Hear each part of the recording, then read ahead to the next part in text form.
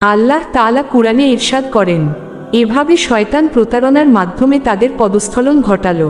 তারপর যখন তারা সেই নিষিদ্ধ বৃক্ষের ফল আস্বাদন করল, তখন তাদের লজ্জাস্থান তাদের কাছে উন্মুক্ত হয়ে পড়ল এবং তারা জান্নাতের পাতা দিয়ে নিজেদের আবৃত করতে লাগল। সূরা আল আরাফ 22। অন্যত্র আল্লাহ বলেন, অতঃপর তারা তা থেকে ভক্ষণ করল, তখন তাদের লজ্জাস্থান তাদের কাছে প্রকাশ হয়ে পড়ল। সূরা তহা 121। আদম এর পূর্বেই হাওয়া সেই বৃক্ষের ফল ভক্ষণ করেছিলেন এবং তিনিই মূলত আদম কে তা খেতে উৎসাহিত করেছিলেন। আল্লাহই এ বিষয়ে সর্বাধিক পরিজ্ঞাত।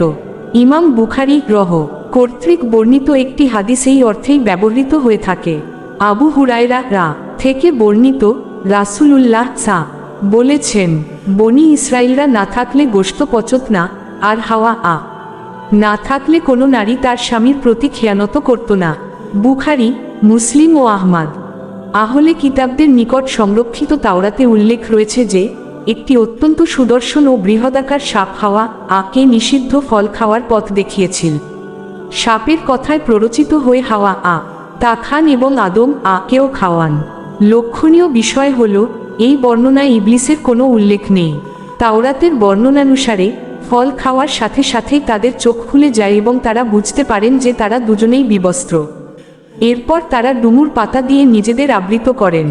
সেখানে আরও বলা হয়েছে যে তারা আগে থেকেই বিবস্ত্র ছিলেন। তবে ওহাব ইবনে মুনাব্বিহ বলেন, হযরত আদম ও হাওয়া এর পোশাক হিসেবে তাদের উভয়ের লজ্জাস্থানের ওপর একটি জ্যোতির নূরের আবরণ ছিল।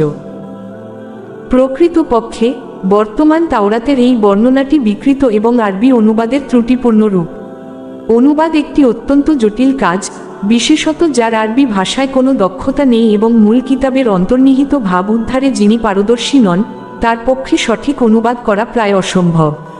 এ কারণেই আহলে কিতাবদের তাওরাতের আরবি অনুবাদে শব্দগত ও মর্মগত যথেষ্ট ভুলভ্রান্তি প্রবেশ করেছে।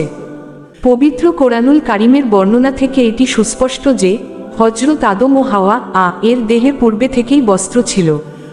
আল্লাহ তাআলা বলেন, শয়তান তাদের লজ্জাস্থান দেখানোর উদ্দেশ্যে তাদের বিবস্ত্র করে। সূরা আল আরাফ 27। কুরআনের এই অকাট্য বক্তব্য অন্য কারো মনগড়া কথায় কোনোভাবেই উড়িয়ে দেওয়া যায় না। তাছাড়া অন্যান্য বিশুদ্ধ সনদে রাসূলুল্লাহ থেকেও এর সপক্ষে অনুরূপ একটি বর্ণনা পাওয়া যায়।